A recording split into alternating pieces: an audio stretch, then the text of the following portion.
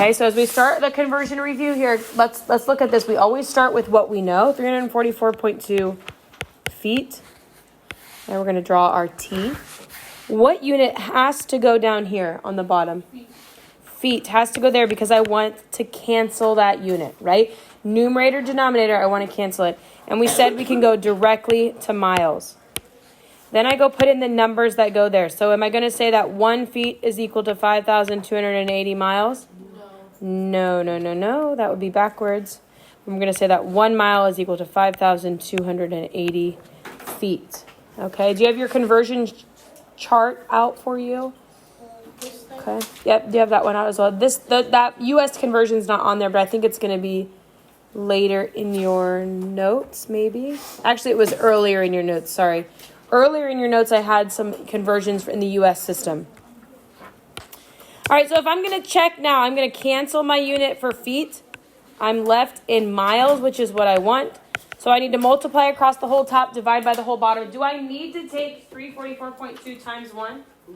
No, I can just take 344.2 divided by 5,280. And I'm going to get a number that's pretty small, 0.065 miles. Okay, where you round that number is really not that big of a deal. I kind of like to have 2 digits, right? But that's where I kind of chose to round that at, and I thought it was an easy stopping point. But that's where you could round it at as well. Okay, tell me what questions do we have on that one? We divide them. We just divide, right? Multiply across the whole top, divide by the whole bottom. Okay. Any questions on that one?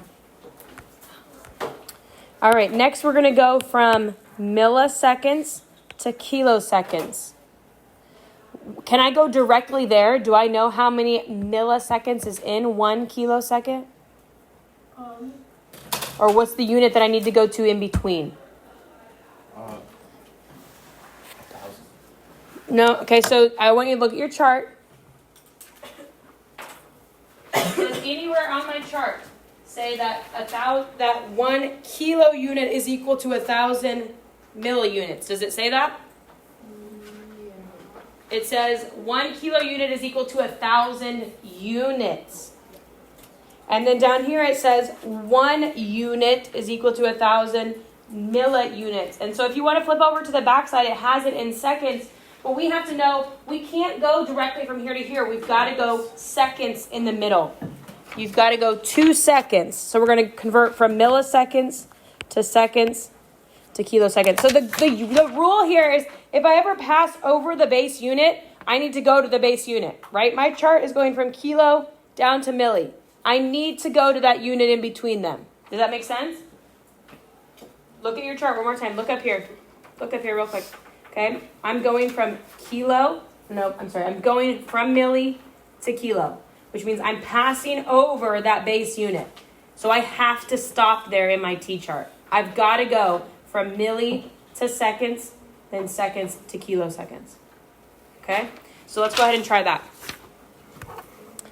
All right, I'm going to start with what I know, 223 milliseconds.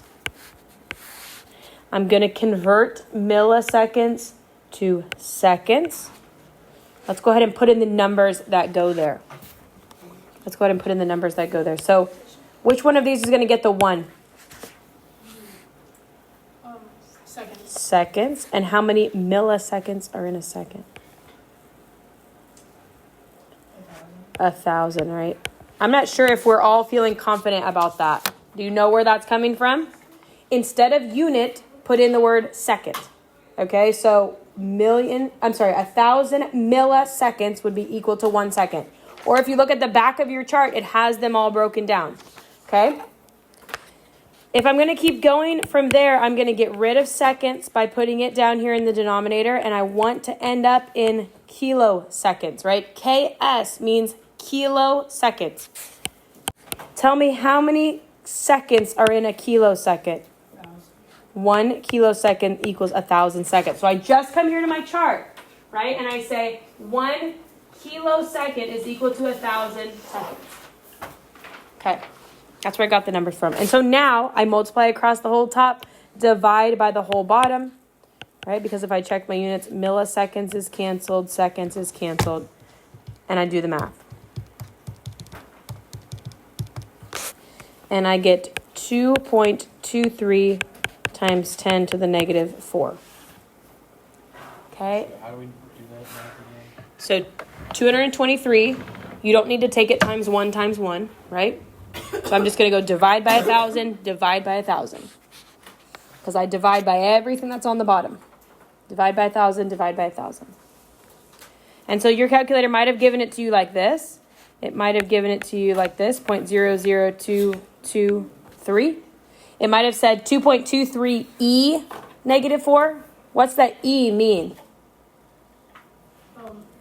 That e in our calculator means times 10 to the. Here, this chart allows us now to switch over units from the US system to the metric system, or vice versa. So that means we're going to be able to take our US measurements and convert them into metric system measurements, which is our whole goal, right? We want to be able to present scientific findings in metric units. And so that's our goal, is that we've got to be able to take United States units and convert them over. So this chart is going to be helpful for us when we need to convert from the US system to the metric system. Okay? Now, if you notice here, these first two are both conversions for what type of measurement? Volume, length, mass, what are they?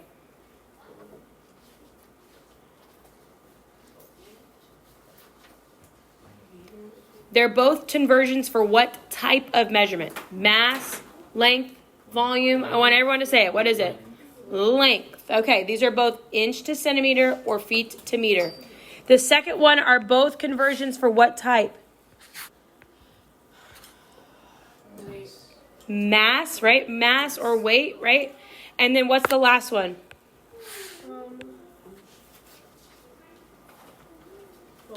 Volume, right? Volume. So do we need to convert US time to metric time? No, right? Everyone uses seconds. So there's no need for us to be able to have to need a way to convert those, okay? So we're going to use these conversion factors the exact same way we've been using the previous ones.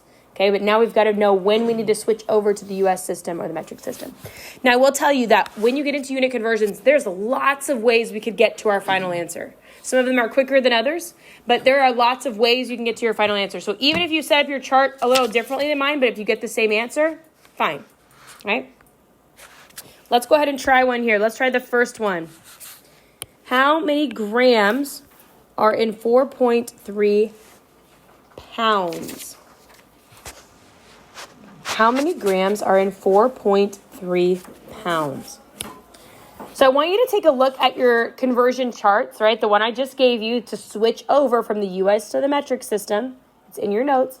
What path do you think we should take here to get from pounds, right? We've got to go from pounds to grams. What do you think we should do? Okay, so I could go pounds to kilograms. And then can I go kilograms to grams? Yeah, right. I know that conversion. Pounds to kilograms, this one was given in the last slide. And kilograms to grams, we know is just a metric conversion. So let's go ahead and try it with that path in mind, okay? We're going to start with what we know. 4.3 pounds.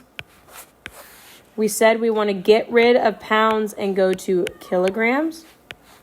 Okay, so I'm going to go ahead and put my numbers in. Where am I getting the numbers that I'm going to plug in?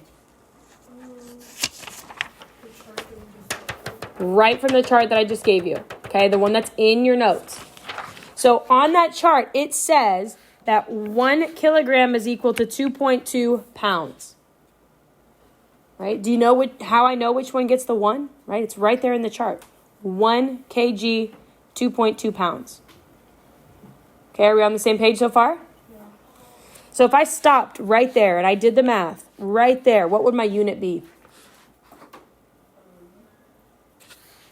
It would be kilograms. And I don't want kilograms. I want to go all the way to grams. So now I'm going to keep going. I'm going to get rid of kilograms and go to grams. Okay, how many, where am I going to get my numbers here? From my metric chart.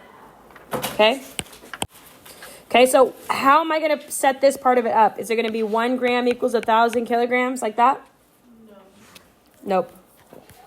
1 kilogram is equal to 1,000 grams. That's coming right from here.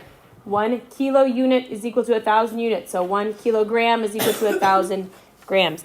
Now you'll notice here, it's not that all the ones are on the top or all the ones on the bottom. That's not a rule, right? We always lead with our units and just make our numbers be true in there. Okay, so don't freak out that not all the ones are on the same side of our fraction. That's fine, okay? So I've canceled pounds, I've canceled kilograms, I'm left with grams, which is what I want. So now I'm going to do the math. Multiply across the whole top. So that's 4.3 times 1,000. And then I hit equals. And then I go divide by 2.2. And I get a value of 1,954.5 grams.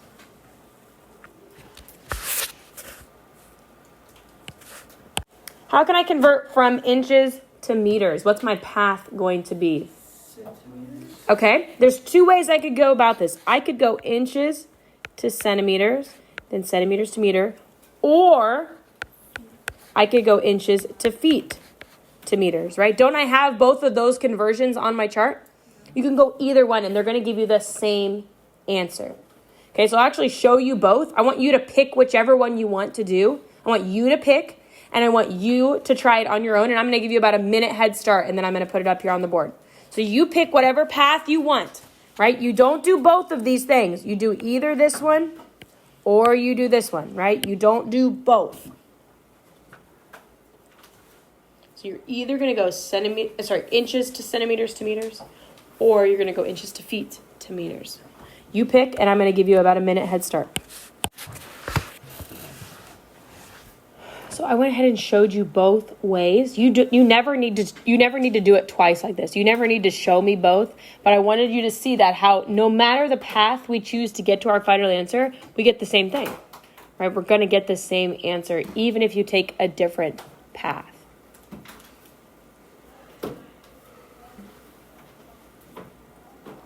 Yeah. So in the first column, you put.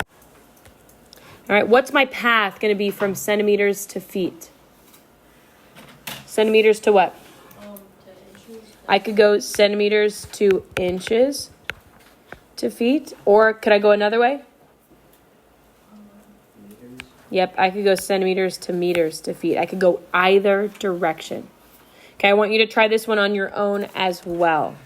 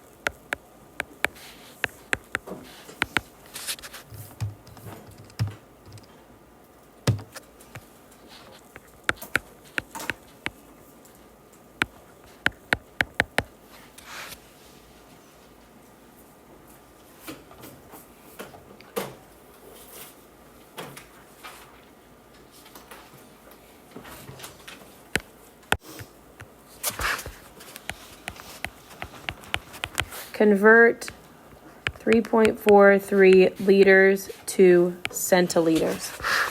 What was the answer to the last one? I got about 1.049, 1.05, somewhere in there. Is that about what you had? Okay. I want you to convert liters to centiliters. Now, before you really get started, tell me, do I need to use the US system at all here? No. Okay, sometimes after we learn how to cross over, then we would go liters to gallons to something. Like we do too much work, right? But liters to centiliters should be an easy conversion. Okay, because it's purely metric system.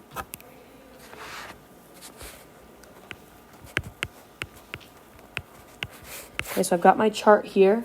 The very first thing that goes in. So after I get my units here so that they're going to cancel, I look to my chart and I say, okay, I know that 1 unit or 1 liter is equal to 100 centiliters. And so I multiply that by 100 and I get 343 centiliters. Mm-hmm.